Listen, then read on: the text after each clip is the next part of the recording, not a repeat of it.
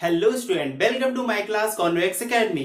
सो student, previous lecture में हमने crystal lattice को कंप्लीट कर लिया था और साथ ही हमने टाइप्स ऑफ यूनिट सेल को कंप्लीट किया था और उसी वे में हम आगे बढ़ते हैं। और आज का हमारा टॉपिक है packing of constituent particle in crystals.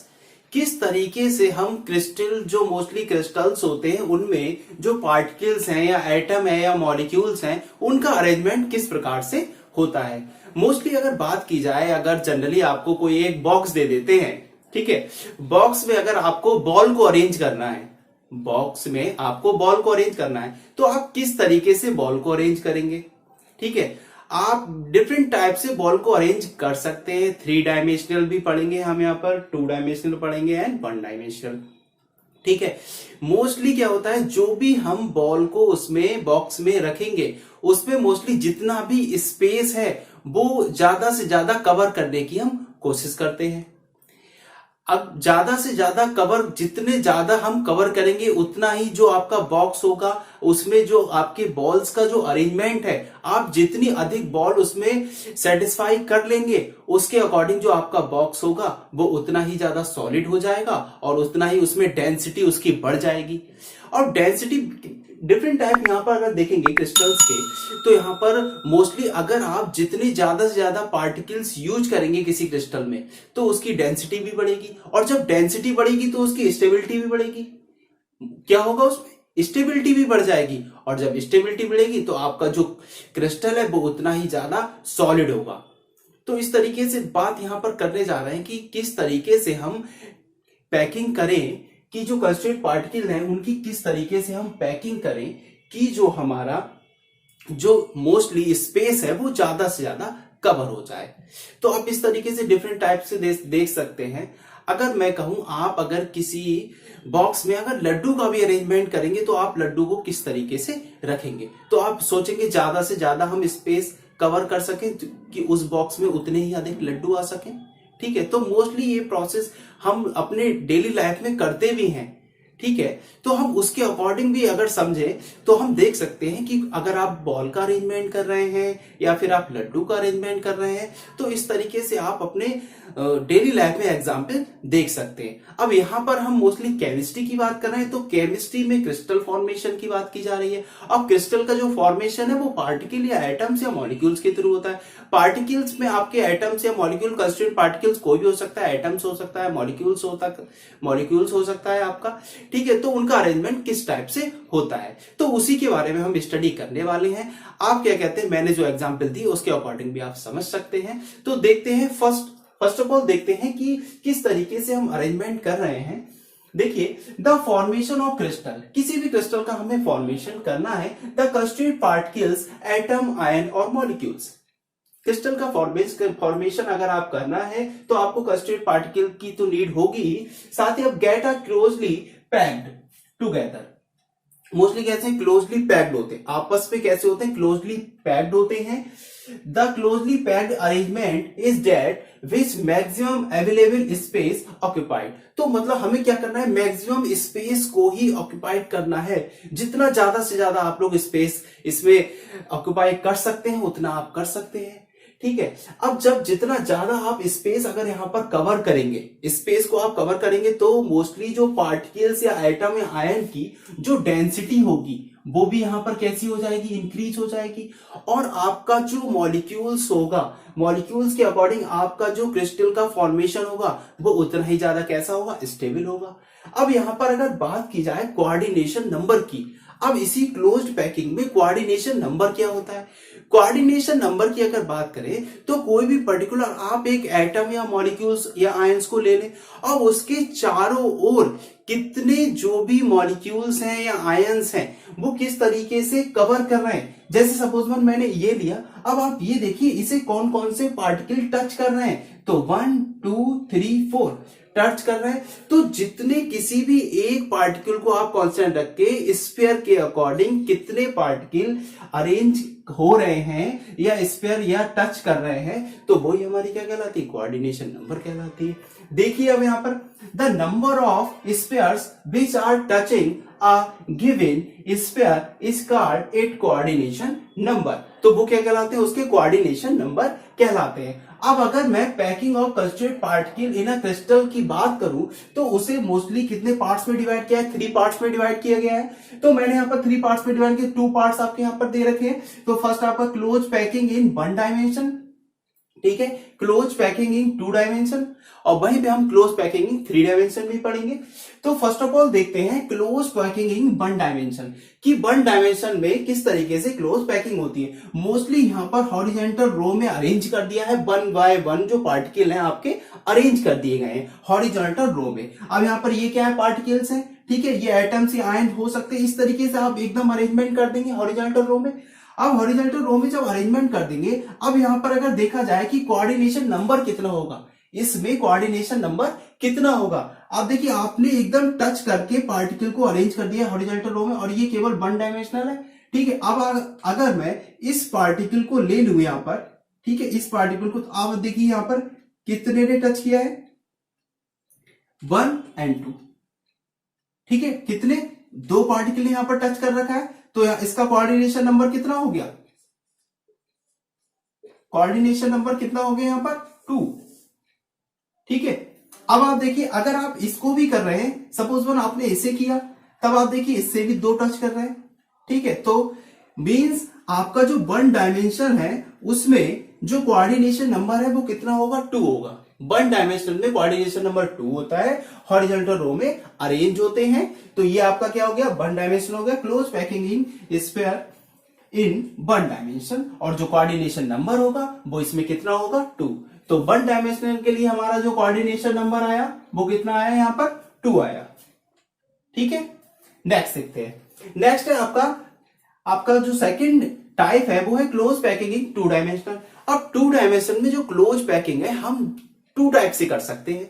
उसका अरेंजमेंट हम कितने टाइप से कर सकते हैं, 2 टाइप से कर सकते हैं। तो फर्स्ट टाइप देखिए यहां पर अरेंजमेंट फर्स्ट है और अरेंजमेंट सेकंड है, ठीक है। फर्स्टली अगर आप देखें तो यहां पर हॉरिजॉन्टल रो एंड वर्टिकल रो में आप अरेंज कर सकते हैं। बिल्कुल मतलब आपको इस तरीके से अरेंज करना है कि अगर आप vertical row and horizontal row का जो अरेंजमेंट है वो बिल्कुल सीक्वेंस में हो। अगर आप हॉरिजॉन्टल रो में देखें तो एक दूसरे के सीक्वेंस में हो, वर्टिकल रो में देखो तो एक दूसरे के सीक्वेंस में हो, मतलब रो के अकॉर्डिंग यहां पर अरेंजमेंट किया जा रहा है, ठीक है। जैसे आप प्रेयर करते समय, आप लोग जब प्रेयर करते हैं लाइन फॉर्म करते हैं, तो लाइन फॉर्म करते इसी तरीके से तो अरेंजमेंट करते हैं। मोस्टली अरेंजमेंट क्या होता है, इस तरीके से अरेंजमेंट होता है। अब देखिए ये अरेंजमेंट बिल्कुल सीक्वेंस में चल रहा है। आप किसी भी बॉक्स में इस तरीके से इसका अरेंजमेंट कर सकते हैं।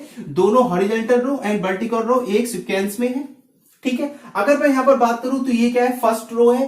फर्स्ट रो में यहां पर देखिए ए टाइप के है, ये भी ए टाइप है और ये भी ए टाइप। ओवरऑल 1 2 3 4 रो यहां पर फॉर्म की हुई है, और जो 4 रो है वो कैसी है, ए टाइप की है। 4 रो कैसी है, ए टाइप की है, ठीक है। अब ए टाइप की है तो अरेंजमेंट फर्स्ट है आपका। अब आप देखिए ये जो अरेंजमेंट है वो स्क्वायर क्लोज ऑक्यूपाइड, मतलब स्क्वायर क्लोज पैकिंग कहलाती है। अब स्क्वायर क्लोज पैकिंग में occupied 52.4% of available space, 52.4% space को ये कवर करते हैं। कितने स्पेस को कवर करते हैं, 52.4। अब देखिए इसे स्क्वायर कैसे बोला जाता है। अब मैं कोई पार्टिकल ले लूं, सपोज मैंने ये पार्टिकल ले लिया, ठीक है। अब इससे आप देखिए कि कितने पार्टिकल इससे टच कर रहे हैं, कितने एटम इससे टच कर रहे हैं। देखिए 2 एटम तो ये टच कर रहे हैं, तीसरा टच कर गया, और ये आपका 4th हो गया। देखिए स्क्वायर का फॉर्मेशन हो गया, एक स्क्वायर का फॉर्मेशन हो गया। इस तरह से इस अरेंजमेंट को हम क्या कहते हैं, स्क्वायर क्लोज पैकिंग। ये आपका अरेंजमेंट कैसा है, स्क्वायर क्लोज पैकिंग है। अब आप देखिए अगर मैं इस पार्टिकल में भी बात करूं तो इस तरीके से ये अरेंजमेंट आगे भी करेगा। देखिए हो गया अरेंजमेंट। कंटिन्यूअसली पूरा जो भी आपका क्रिस्टल है उसमें स्क्वायर का फॉर्मेशन होगा। जो एक कोई भी पार्टिकल अगर आप लेते हैं तो उससे टच कितने कर रहे हैं आप ये काउंट करेंगे। तो यहां पर मैंने अगर इसे 1 पार्टिकल माना तो इससे कितने 4 पार्टिकल ने टच किया। अब अगर मैं इसके कोऑर्डिनेशन नंबर की बात करूं तो इसमें कोऑर्डिनेशन नंबर कितना हो जाएगा, यहां पर कितना था, 2 था, क्योंकि पार्टिकल को जिसे कांस्टेंट माना उसके दोनों ओर उसने 2 स्फीयर में टच कर रहे थे। अब यहां पर कितने टच कर रहे हैं, यहां पर 4 टच कर रहे हैं। कितने टच कर रहे हैं, 4। अगर मैं केवल एक की बात करूं, किसकी, केवल एक की अगर मैं बात करूं, यहां पर कितने टच कर रहे हैं, ओनली 4 टच कर रहे हैं। तो 4 टच कर रहे हैं, इसका मतलब कोऑर्डिनेशन नंबर कितना हो गया, कोऑर्डिनेशन नंबर हो गया 4। तो इसमें आपका कोऑर्डिनेशन नंबर 2 डायमेंशनल में कोऑर्डिनेशन नंबर कितना आ गया, 4। फर्स्ट अरेंजमेंट के लिए, फर्स्ट अरेंजमेंट के लिए कोऑर्डिनेशन नंबर 4 आ गया। तो यहां पर मैं कह सकता हूं, यहां पर कोऑर्डिनेशन नंबर जो होगा वो कितना होगा, 4 होगा। ठीक है। और किस टाइप से अरेंजमेंट हो रखा है, ए टाइप का अरेंजमेंट है, क्योंकि ए पार्टिकल्स तो है यहां पर, ए रो है यहां पर, तो ए टाइप का अरेंजमेंट होगा। और ये आपका क्या कहलाएगा, close packing in 2 dimensional square close packing कहलाएगा। ठीक है। नेक्स्ट देख लेते हैं। नेक्स्ट आपका सेकंड अरेंजमेंट है। अब जो सेकंड अरेंजमेंट है वो हेक्सागोनल क्लोज पैकिंग कहलाता है। क्या कहलाता है, हेक्सागोनल क्लोज पैकिंग। मींस अगर हेक्सागोनल क्लोज पैकिंग है, इसका मतलब ये स्क्वायर था, स्क्वायर की आर्म्स कितनी होती है, 4 आर्म्स होती हैं, और हेक्सागोनल आर्म कितनी हो जाएंगी, 6 हो जाएंगी। तो इसका मतलब आप ये भी समझ सकते हैं, अगर ये इन्होंने बोला है तो इसका कोऑर्डिनेशन नंबर 6 होगा। कोऑर्डिनेशन नंबर कितना होगा, 6 होगा। अब यहां पर देखिए, यहां पर फर्स्ट अरेंजमेंट किया गया ए टाइप का अरेंजमेंट है, सेकंड बी टाइप का है। ठीक है। हमने उसके नीचे ही कवर किया है, बिल्कुल उसके जो स्पेस 2 मॉलिक्यूल्स थे उनके स्पेस के बीच में कवर किया है। तो बीच में करिए बी टाइप हो गया, और ये फिर ए टाइप हो गया, फिर बी टाइप हो गया। अब अगर मैं यहां पर 2 एंड 4 की बात करें तो बी टाइप का है, 1 एंड 3 की बात करें तो ए टाइप का है। अब अगर अरेंजमेंट आप आगे लेना चाहते हैं तो अब आपको यहाँ पे क्या फॉर्म करना पड़ेगा, कौन सा रो आएगा, यहाँ पर रो आएगा ए, और उसके बाद क्या आएगा बी। इस तरीके से सीक्वेंस चलता रहेगा। अब यहां पर देखिए किस तरीके से जो अरेंजमेंट हो रहा है वो ए बी टाइप का अरेंजमेंट हो रहा है, ए बी टाइप का अरेंजमेंट हो रहा है, ए बी टाइप का ही तो अरेंजमेंट होना है यहाँ पर। अब हेक्सागोनल है, अब मैं किसी एक पार्टिकल को यहाँ पर कांस्टेंट कर लूं और उससे देखें कि उस पार्टिकल से कितने मतलब स्फीयर टचिंग हो रहे हैं, कितने जो पार्टिकल हैं वो टचिंग हो रहे हैं, कितना स्पेस उसने कवर किया है, कितना स्फीयर कवर किया है, देखिए आप। तो यहां पर देखिए ये 2 कवर टच कर रहे हैं, ये 2 यहां पर टच कर रहे हैं, ये थोड़ा ठीक कर दे रहा हूं मैं यहां पर। ठीक है। ये कैसे हो रहा है, ये टच कर रहे हैं, टच किया इन्होंने। ठीक है। ये आपस में कैसे टच कर रहे हैं, और ये भी यहां पर दोनों टच कर रहे हैं, ये भी दोनों यहां पर क्या कर रहे हैं, टच कर रहे हैं ना। देखिए अब ये भी टच कर रहे हैं, हेक्सागोनल स्ट्रक्चर बन गया। इस तरीके से अरेंजमेंट होगा सभी में। अब आप देखिए यहां पर जो स्पेस कवर किया था वो कितना कवर किया था, 52.4%। और इस तरीके के जो सेकंड अरेंजमेंट किया हमने ए बी टाइप का, ये कैसा था, ए टाइप का था, और ये ए बी टाइप के अरेंजमेंट में 64.4% का इन्होंने कवर किया है। इस पर इस अरेंजमेंट में 64.4% का परसेंट का यहां पर क्या किया है, स्पेस को कवर किया है। तो इस तरीके से देखेंगे जो अवेलेबल स्पेस यहां पर कितना है, 64.4% है। ये आपका क्या हो गया, close packing in 1 dimensional, close packing in 2 dimensional. और कितने टाइप में अरेंजमेंट दे रखा है यहाँ पर, arrangement first and arrangement second. Arrangement first में देखें तो ये स्क्वायर क्लोज पैकिंग होगा और ये हेक्सागोनल क्लोज पैकिंग होगा। अब इसमें आप देखिए यहाँ पर कितना स्पेस कवर किया है, 52.4% और यहाँ पर 64.4% कवर किया है। सो आप इसका एक स्क्रीनशॉट ले सकते हैं। सो स्टूडेंट नेक्स्ट स्टार्ट करते हैं close packing in 3 dimension. Close packing अगर 3 डायमेंशन की बात की जाए तो यहाँ पर 3D स्ट्रक्चर के अकॉर्डिंग यहाँ पर एक्सप्लेन किया जाएगा। तो फर्स्ट ऑफ ऑल देखते हैं 3 dimensional close packing from 2 dimensional square packing layers. अगर 2 डायमेंशनल स्क्वायर पैकिंग लेयर के अकॉर्डिंग देखें तो ये देखिए, ये लेयर का फॉर्मेशन मैंने एक क्यूब लाइक स्ट्रक्चर बना रखा है यहाँ पर। देखिए ये जो लेयर्स है, इस लेयर के बिल्कुल अपोजिट में बिल्कुल सेम एज लेयर्स होंगी। ठीक है। आप इनके लिए देखिए, ठीक है, सेम एज लेयर्स आएंगी। और जब सेम एज लेयर्स आएंगी तो यही लेयर्स तो पीछे अपोजिट डायरेक्शन में लगी हुई है, यही तो लेयर्स तो है अपोजिट डायरेक्शन में है। अब अगर बात की जाए यहाँ पर स्क्वायर की, तो ये इस तरीके से स्क्वायर का फॉर्मेशन हो जाएगा। यहाँ पर ये क्यूब हो गया, ठीक है, ये क्यूब हो गया फॉर्मेशन यहाँ पर। अब देखिए ये चार तो आपस में टच कर रहे हैं, ये चार आपस में टच कर रहे हैं। अब एक इसका फ्रंट साइड में आ जाएगा, ठीक है, यहां पर, और एक इसके अपोजिट साइड में चला जाएगा, ठीक है, एक इसके क्या चला जाएगा अपोजिट साइड में। अगर आप देखिए यहाँ पर एक इसके क्या हो जाएगा अपोजिट साइड में हो जाएगा। मैंने वहां पर स्ट्रक्चर आपको इस तरीके से तो फॉर्म किया था, ये इस तरीके से तो कर रहा है, इस तरीके से तो कर रहा है। तो एक तो यहाँ पर फ्रंट साइड में आ जाएगा, एक इसके बैक साइड में आ जाएगा, इस तरीके से ये शो कर रहे हैं, ठीक है। तो इस तरीके से आप इस स्ट्रक्चर के अकॉर्डिंग यहाँ पर समझ सकते हैं कि किस तरीके से स्क्वायर का फॉर्मेशन हो रहा है और जो दो पार्टिकल्स हैं वो किस तरीके से एक दूसरे के ऊपर अटैच है। फोर तो इसके साथ अटैच है ही, साथ ही दो किस तरीके से थ्री डायमेंशनल स्ट्रक्चर में अटैचमेंट इनका हो रहा है। तो इस तरीके से इसका जो कोऑर्डिनेशन नंबर है वो कितना हो जाएगा, 6 हो जाएगा, ठीक है। नेक्स्ट देखते हैं three dimensional close packing from two dimensional hexagonal close packing. अब यहाँ पर देखिए बिल्कुल टू डायमेंशनल के अकॉर्डिंग यहाँ पर बना रखा है मैंने, देखिए A B hexagonal close packing आप लोगों ने बनाई थी। अब देखिए यहाँ पर अगर मैं ट्राई ट्राइगोनल वॉइड की बात करूं, केवल ट्राइगोनल वॉइड की अगर बात की जाए तो मैं इसे रफ कर दे रहा हूं अभी, ठीक है। अब ट्राइगोनल की बात की जाए तो यही तीन तो है, ये पूरा मैंने यहाँ पर दे रखा है, ठीक है। ट्राइगोनल वॉइड हो गया। अब यहाँ पर देखिए ये स्पेस रह रहा है, ठीक है, ये स्पेस तो रह रहा है यहाँ पर। अब अगर यहाँ पर इसे टेट्राहेड्रल वॉइड का फॉर्मेशन कर दे, किसका कर दे, टेट्राहेड्रल वॉइड, जैसे मैंने यहाँ पर अभी बना रखा था, ये टेट्राहेड्रल वॉइड में कन्वर्ट हो गया ये, ठीक है, ये टेट्राहेड्रल वॉइड में अब कन्वर्ट हो जाएगा ये। जब टेट्राहेड्रल वॉइड में ये कन्वर्ट हो जाएगा, अब आप देखिए टेट्राहेड्रल वॉइड में कन्वर्ट हुआ, ये देखिए ये स्ट्रक्चर इस तरीके से फॉर्म हो रहा है, ठीक है, ये स्ट्रक्चर बिल्कुल सेम एज फॉर्म हो रहा है, ठीक है। जब ये टेट्राहेड्रल वॉइड बिल्कुल अपोजिट डायरेक्शन में अगर आप इसी को ऐड कर देते हैं, जिस डायरेक्शन में ये है इसको ऐड कर देते हैं, तो स्ट्रक्चर कैसा बन जाएगा, हेक्सागोनल। स्ट्रक्चर कैसा बन जाएगा, हेक्सागोनल, और किस में होगा वो, थ्री डायमेंशनल शेप में होगा, ठीक है। नेक्स्ट देखते हैं ऑक्टाहेड्रल।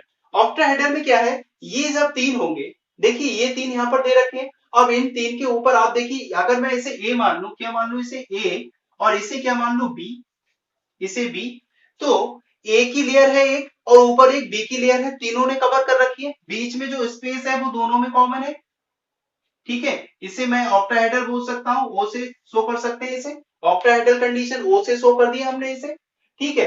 अब वहीं पे अगर जैसे ये वाला स्पेस है, ये भी तो अगर हम टी से शो कर दे तो ये टेट्राहेड्रल हो जाएगा, ये भी क्या है टेट्राहेड्रल ही तो होगा ये भी। तो यहाँ पर मैंने ओ ऑक्टाहेड्रल को शो कर रखा है। अब जब दो लेयर्स आपस में ये कंबाइन कर रही है, एक लेयर जब इसके साथ में सी को ऐड कर देंगे आप, किसे, सी को, अब इसके अपोजिट डायरेक्शन में सी को अगर आप ऐड कर देते हैं तो वो कंडीशन क्या आ जाती है, ऑक्टाहेड्रल वाली कंडीशन आती है।